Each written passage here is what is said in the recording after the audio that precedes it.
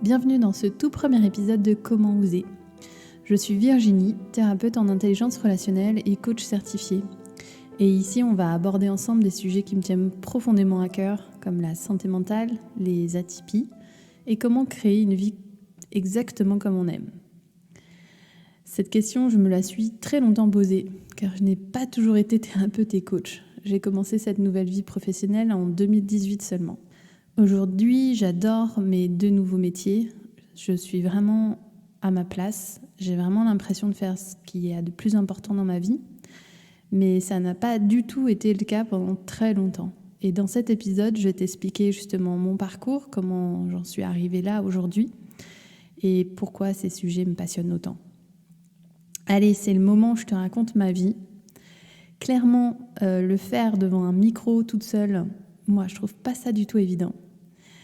Il y a plein de petites voix qui me disent à l'intérieur que ça va pas être intéressant, que j'en ai déjà parlé dans mes posts sur Instagram ou LinkedIn, ou qu'on va me raconter que je suis une meuf carrément auto-centrée pour parler de moi comme ça. Mais je sais aussi, et c'est l'avantage d'être thérapeute, c'est que ce discours, ce n'est pas tout moi qui le pense, c'est une partie de moi qui essaye de me protéger. Ok, là tu dois te dire que je suis folle. Ou alors peut-être que tu as entendu parler de la méthode thérapeutique IFS pour Internal Family System, famille de système interne. Bref, une méthode thérapeutique qui t'apprend à dialoguer avec les différentes parts de ton psychisme et qui te permet d'apaiser les relations entre ces parts. Donc voilà, clairement si j'en suis là, c'est que j'ai pris le temps d'écouter toutes mes peurs et que j'ai décidé d'y aller. Voici mon histoire. Donc petite, j'étais une enfant plutôt sage, qui travaillait bien à l'école. Bon, il m'arrivait souvent d'oublier des choses, de rêver que je venais à l'école sans cartable ou en chaussons. Mais globalement, l'école se passait bien pour moi. J'aimais bien grimper dans les arbres pour m'évader, être plus près des nuages. J'étais aussi passionnée par le corps humain, l'astrophysique, la mythologie. Mais comme tout enfant, j'adorais regarder Sailor Moon pendant des heures à la télévision. À 6 ou 7 ans, j'ai voulu devenir médecin du monde. J'ai été choquée par des images à la télévision, au journal, d'enfants malnutris en Somalie. Ça m'a vraiment touchée. Je me suis dit que ce n'était pas possible un monde où moi je mangeais bien et que ces enfants-là, ils n'avaient pas assez à manger. J'ai grandi, j'ai continué, je me suis dit qu'un jour je serais médecin, ou peut-être astrophysicienne, ou pourquoi pas pianiste concertiste. Et puis est arrivé le moment du bac et la question de l'orientation professionnelle. Mes parents m'ont franchement découragée à faire médecine. Donc, comme j'étais bonne en maths, je me suis retrouvée en prépa intégrée. Et c'est comme ça que je me suis retrouvée diplômée d'une école d'ingénieur. Bon, les études ont été plutôt sympas parce que j'adore comprendre. J'ai adoré découvrir la physique nucléaire, la thermodynamique. Et c'est pourquoi je me suis spécialisée en informatique. Ouais, rien à voir. L'informatique, ça me permettait, je pense, de la créativité, de pouvoir rapidement faire émerger une idée en quelque chose de concret. Je me suis donc retrouvée, après mon diplôme d'ingénieur, dans une boîte de consulting à faire des missions en informatique, à créer des logiciels. Jusqu'ici, le chemin était tout tracé pour moi. Avec mes bonnes notes, j'ai suivi la voie presque royale, on va dire. Et ça s'est vraiment compliqué quand je me suis retrouvée dans mon premier poste. J'avais cette sensation que ce que je faisais n'était pas du tout utile, que j'avais quelque chose d'autre à faire ailleurs. Je cherchais un moyen d'avoir un impact sur le monde. Faut dire que petite, j'étais fascinée par les sciences et je me disais qu'il fallait que je grandisse vite avant que toutes les découvertes soient faites. Il y avait vraiment cette histoire d'urgence à être utile au monde. Et là, je me retrouvais à faire des logiciels en essayant de mettre d'accord deux vieux grincheux qui usaient de leur pouvoir avec la décision de tel bouton, ce qui serait à droite ou plutôt qu'à gauche sur une page web. Donc forcément, la désillusion, elle était assez forte. Au bout de 18 mois, du coup, j'ai changé de poste. Mais les missions qu'on me proposait, c'était toujours des choses qui me semblaient futiles.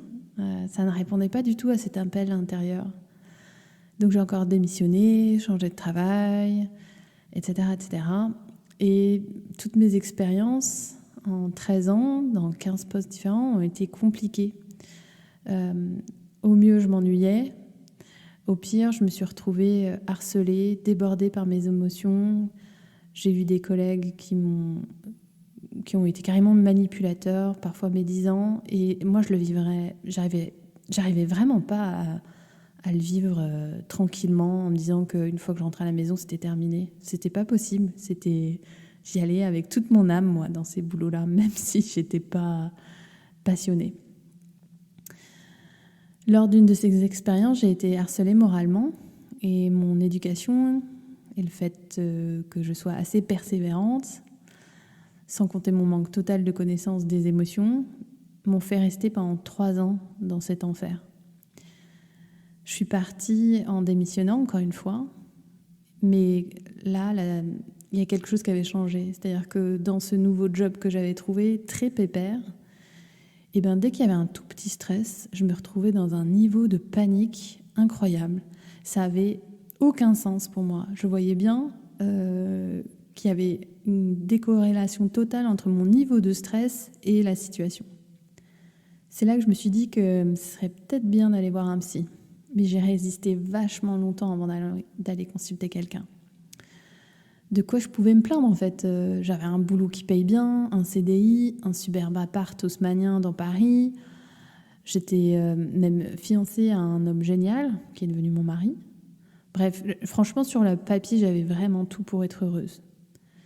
Donc pourquoi aller voir une psy si tout va bien alors que je me sentais au fond du seau. Ce qui m'a décidée finalement, c'est après mes vacances à Bali, enfin c'est même pendant mes vacances à Bali, je me rappelle être sortie d'un massage balinais extraordinaire. Et en fait, j'avais juste envie de pleurer parce que j'avais le dos complètement tendu, j'avais des douleurs incroyables et même les massages et les anti-inflammatoires ne me faisaient plus passer ces douleurs. Je craquais. Et là, je me suis dit, c'est en train de foirer mes vacances à Bali. C'est plus possible. Je vais aller voir quelqu'un. Je ne veux plus jamais foirer mes vacances à Bali. Donc, un jour, j'ai frappé à la porte de cette psy qu'on m'avait recommandée. Et elle m'a écoutée. Je pense que j'ai parlé pendant 40 minutes. Je lui ai raconté tout ce que j'avais vécu dans mes différents jobs, ce qui n'allait pas. Et à la toute fin, elle m'a dit... Vous avez été victime de harcèlement moral. Et je me souviens très bien de ce qui s'est passé en moi. À nouveau, là, j'ai entendu une partie de moi qui disait « Non, c'est pas possible !» et qui refusait catégoriquement d'être nommée comme victime. Et ça, c'était impossible d'être victime. Elle serrait les poings, cette partie, elle était en résistance totale. Et puis, j'ai entendu une autre petite voix sortir de ma bouche et qui disait en pleurant, en explosant même de pleurs, « Oui, c'est ça. » Enfin quelqu'un voyait ce que je vivais, ce que je souffrais. Parce que j'avais bien essayé d'en parler jusque-là à mes amis, à des collègues, en leur demandant « Mais c'est normal de se sentir mal au boulot ?» Mais comme moi-même, je ne voulais pas reconnaître ce que je vivais, comme moi-même, je voulais être forte, c'était impossible que les autres puissent repérer à quel point je souffrais. J'ai tellement appris avec cette psy. Elle m'a donné ce vocabulaire émotionnel que je n'avais absolument pas. J'arrivais avec une pelote de laine tout emmêlée de mes pensées, de mes émotions, de mes ressentis. Je n'avais aucune idée de ce que c'était. Je ne savais même pas par où commencer. Et petit à petit, elle me permettait de tirer un fil. Et je ressortais de là à la fin de la séance avec l'impression que elle m'avait aidé à ranger à l'intérieur. Et dans ma tête, c'était calme, c'était clair. Il y avait des tiroirs, je pouvais les ouvrir si j'avais besoin. Et surtout, je pouvais les refermer quand j'en avais besoin. Voilà, c'est pour vous illustrer à quel point j'étais débutante, je ne comprenais rien, que je suis partie de zéro et que ma psy m'a tout appris. Quand elle me demandait, pour te dire, quand elle me demandait ce que tu ressens, qu'est-ce que tu ressens, Virginie ? Je répondais, je ressens du stress. Et elle me disait, mais c'est pas une émotion, ça, le stress, Virginie. Et effectivement, c'était pas une émotion, le stress, c'était un signal. Bref, cette psy m'a accompagnée plusieurs années, assez difficiles, parce que j'avais toujours du mal à trouver ma place au travail, que je n'arrivais pas non plus à avoir d'enfants, que j'ai découvert que j'avais une endométriose et que j'en souffrais certainement depuis 10 ans. Elle m'a accompagnée aussi quand j'ai dû faire une FIV, et ça a été aussi une sacrée épreuve, mais ça fonctionnait. Elle a été extrêmement présente. Et puis un jour, dans un nouveau job, avec des nouveaux collègues, un jeune collègue m'envoie un article sur les surdoués au travail, comme on les appelait encore à l'époque. Et franchement, au début, j'ai pas compris pourquoi. Mais j'ai lu l'article, je me suis dit que c'était parce qu'il avait envie que moi je le comprenne mieux. Il nous en avait déjà parlé de son HPI. Et franchement, je me suis décomposée. Plus je lisais, plus je me reconnaissais, plus j'avais envie de pleurer. Et quand je suis arrivée à la fin de l'article, j'étais devant lui, on était dans la même pièce en open space. Je lui ai dit « Waouh, c'est fou, c'est tout moi, mais c'est pas possible, je suis pas assez intelligente ». À cette époque, pour moi, le HPI ou être surdoué, c'était vraiment être Einstein, quoi. Il fallait être un génie pour être HPI. Il n'y avait pas moyen que moi, je sois concernée. Je veux dire, même si mes études se sont bien passées, j'ai un peu galéré. Je me suis bien vautrée. Je me souviens d'un 6 en électricité, par exemple. Bref. Ça a été un électrochoc et j'ai commencé à me renseigner un peu partout sur Internet, en mode est-ce que je peux être surdouée est-ce que je peux avoir tous les symptômes sans être surdouée? Et à l'époque, il n'y avait pas encore énormément d'articles, ou alors c'était très vite tout le temps les mêmes informations. J'en ai parlé à un ancien collègue qui m'a dit c'est évident, non? On en a déjà parlé. Pour moi, t'es concernée. Non, tu te souviens pas? J'en avais aucune idée. C'est pour ça que ça me fait souvent dire que passer un test ou un bilan de douance, c'est vraiment une question de momentum. On n'est pas toujours prêt. En l'occurrence, quand ce collègue m'en avait parlé la première fois, a priori, j'étais en plein milieu de ma FIV. Donc, c'était pas vraiment ma priorité.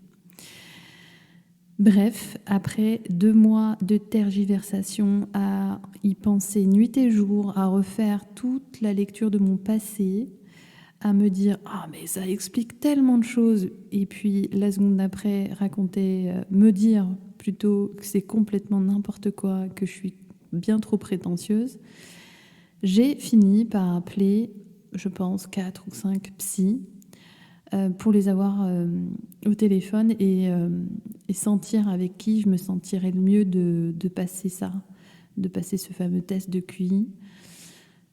J'avais besoin que quelqu'un puisse accueillir ma vulnérabilité parce que c'est pas évident d'aller voir un professionnel pour dire « je crois que je suis plus intelligente que les autres ». En tout cas, moi, c'est vraiment comme ça qu'à l'époque, je le vivais. Bref, j'ai passé ce test de QI et la psy m'a confirmé que j'étais bien concernée. Et cette info a vraiment tout changé pour moi. C'est-à-dire qu'1 an plus tard, physiquement, on a déménagé, on est passé de Paris à Toulouse. J'avais changé de job, j'étais en formation pour devenir coach. Bref, et j'avais 2 enfants.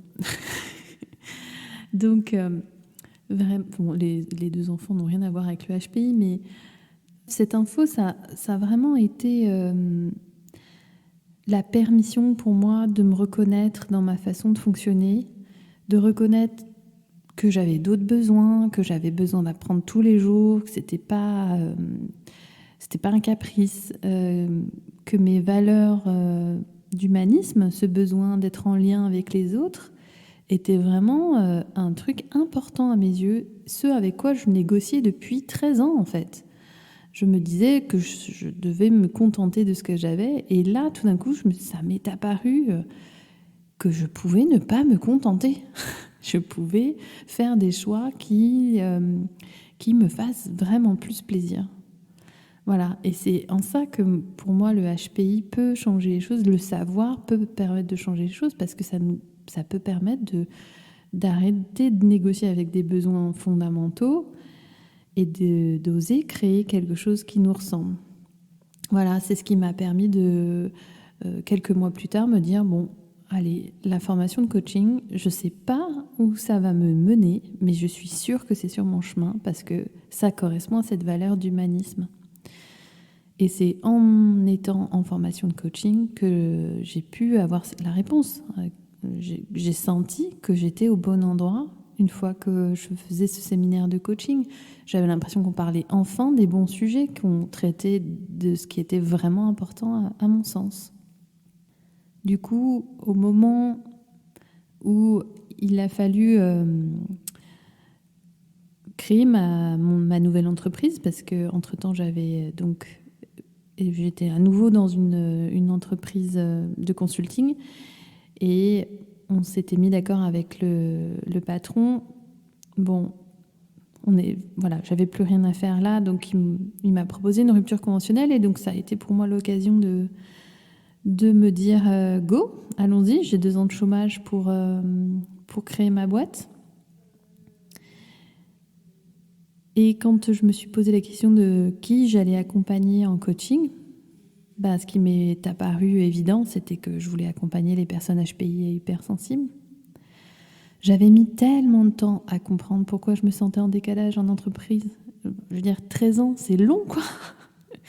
J'avais vraiment à cœur à ce moment-là, et encore maintenant, j'ai vraiment à cœur de pouvoir transmettre à d'autres les clés de ça, de leur compréhension, de leur fonctionnement. Je suis persuadée que les aider à comprendre ça peut libérer plein de personnes de la souffrance. Depuis 2018, j'ai accompagné presque 200 personnes en coaching sur des problématiques de changement de boulot, de réaliser que la personne, elle vit un burn-out et que là, va vraiment falloir s'arrêter, à rééquilibrer la vie pro et la vie perso pour que la personne, elle puisse à nouveau s'épanouir, qu'elle apprenne à s'écouter. Voilà, mettre des petits changements, mais qui comptent et qui, à la fin, font une différence totale. Et clairement, apprendre à mes coachés à trouver leur boussole intérieure, celle qui leur indique ce dont ils ont besoin, ce dont ils ont envie et qu'est-ce qui va les rendre heureux. Et puis, il y a 3 ans, j'ai commencé à me former à la thérapie. Et tu sais quoi ? Je pense avoir tout compris de ce qui clochait dans ma vie avec le HPI. Et je m'étais plantée.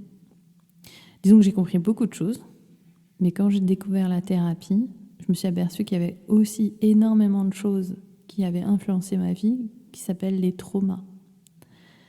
Comprendre comment réagit le corps en cas de danger de sécurité, elle permet aussi de comprendre comment ce système nerveux autonome, il est calibré dans l'enfance avec le style d'attachement qu'on a pu avoir. De le voir en théorie, ça m'a permis de le reconnaître chez moi.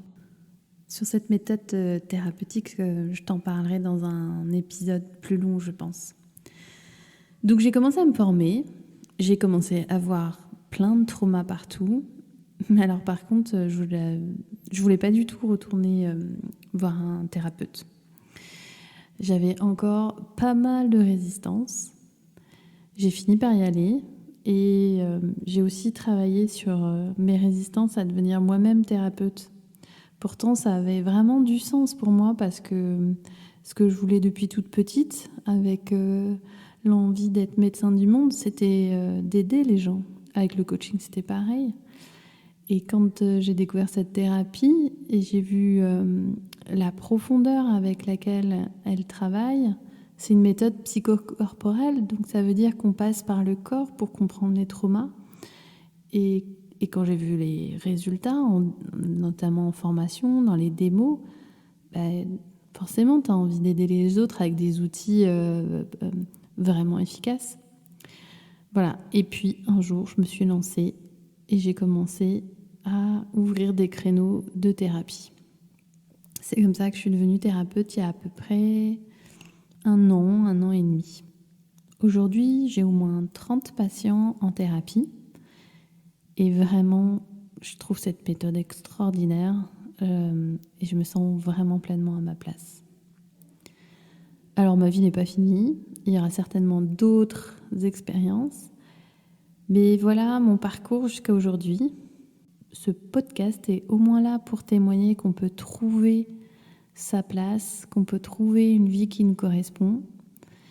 Et c'est ça que j'ai envie de transmettre. J'ai aussi envie de transmettre ce qui, moi, m'a aidée, les petits outils comme les grandes réflexions, les déclics.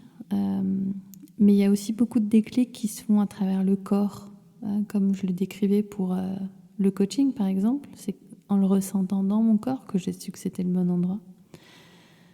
Mais disons que le podcast est un bon début. Donc, si tu te sens perdu, si tu sens que tu es un petit peu différent des autres, bienvenue sur ce podcast. Voilà, je t'accompagne à comprendre ce qui te freine pour que tu puisses à ton rythme trouver ton épanouissement. Et si tu te sens différent, écoute, bienvenue. Je crois que tu es au bon endroit. À bientôt. C'était le premier épisode de mon podcast Comment oser. Si ça vous a plu, si vous avez un avis, si vous avez envie de m'encourager, n'hésitez pas à laisser des commentaires, des étoiles ou je sais pas quoi sur toutes les plateformes sur lesquelles mon podcast est. Et on se retrouve dans un mois pour le prochain épisode. À bientôt!